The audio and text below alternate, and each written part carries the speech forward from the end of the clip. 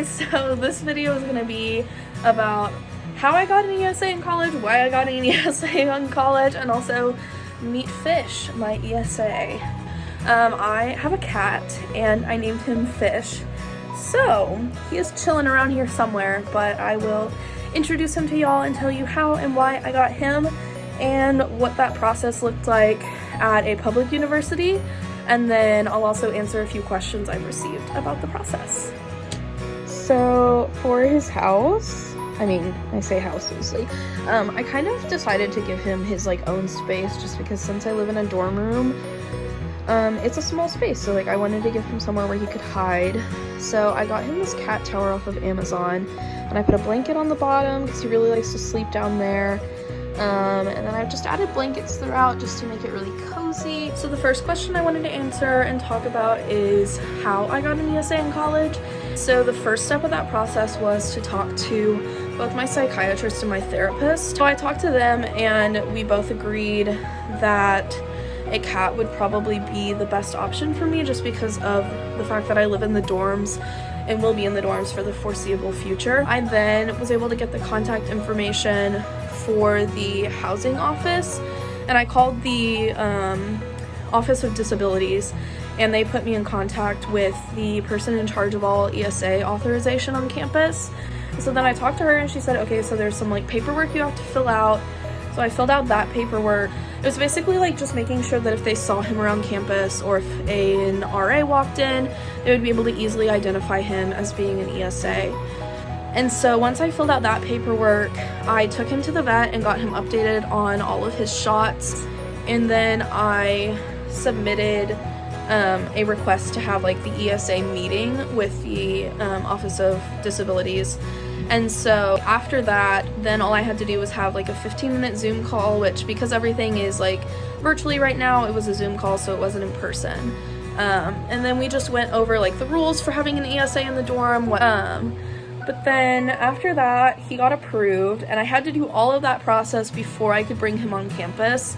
So I was home when I adopted him, but once I got everything approved, I was able to bring him to campus. Why I got an ESA? So there are two main reasons why I got an ESA.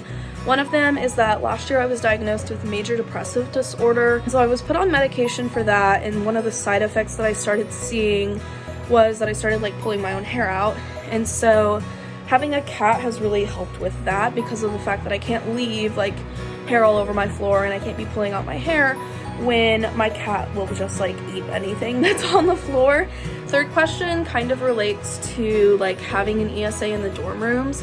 So the RAs all know that he's here, and so because of that, if an RA comes to visit my room, they know specifically that Fish is in room X in dorm Y, and then they know that if they see or hear of a cat in room X of dorm Y, that cat is supposed to be there.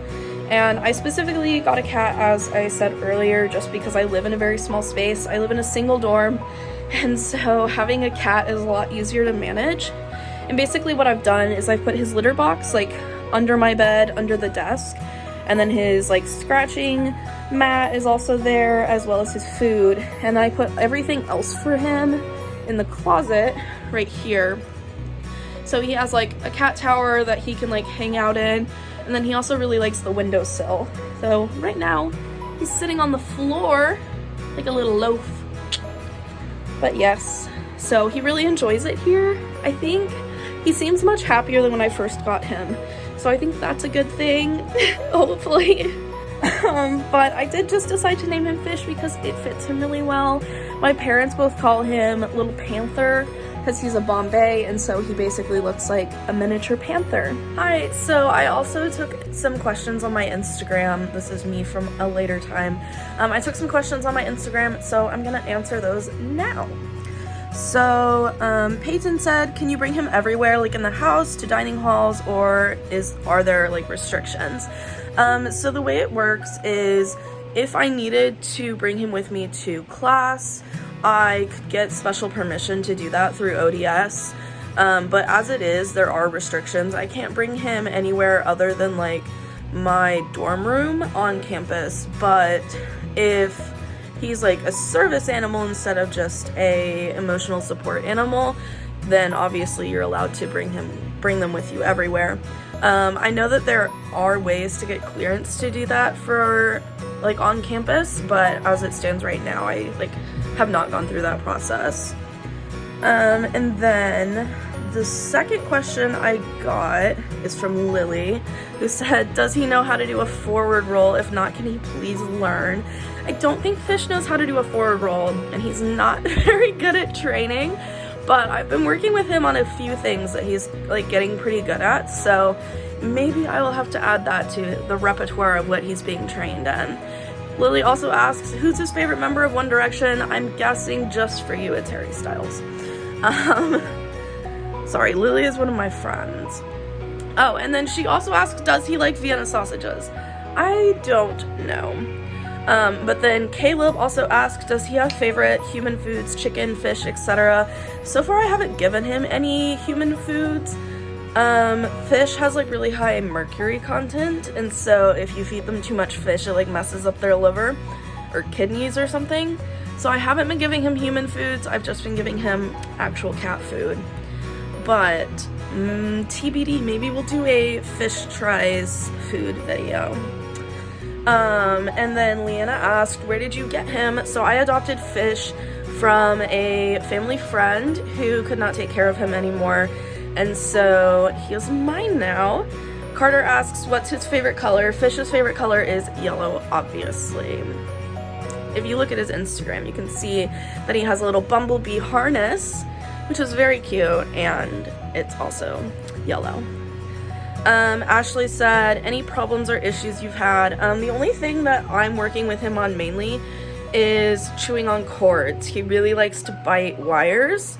So we're working on not doing that, and I'm training him through like snapping system. So that's kind of the only thing we're working on right now. Other than that, I haven't had any issues. And then Ainsley said, when/how did you get him?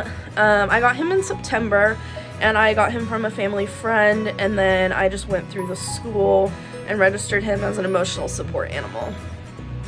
And those were all the questions I got, so thank you to everyone who asked a question. If you have any questions for future videos, I sometimes put up polls on my Instagram, or you can DM me on Instagram. Either one works. Thank you.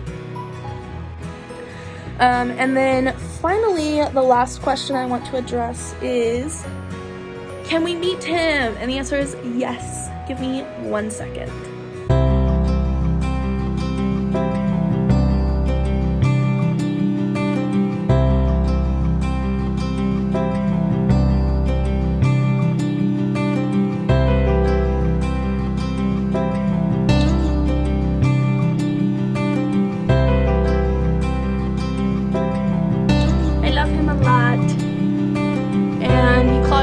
Earlier, so my lip is now bleeding a little bit, but it's all good.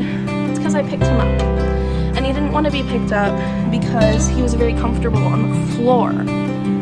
But yes, so he has a bit of social anxiety. He's not a huge fan of people, but we're working on it. He started to like some of my friends, so you can follow him on Instagram to see which of those friends he actually likes.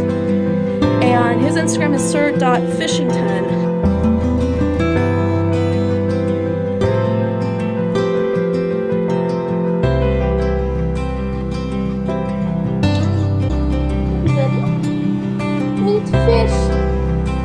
This is Fishy. Hi, Fishy. Hi. I love him.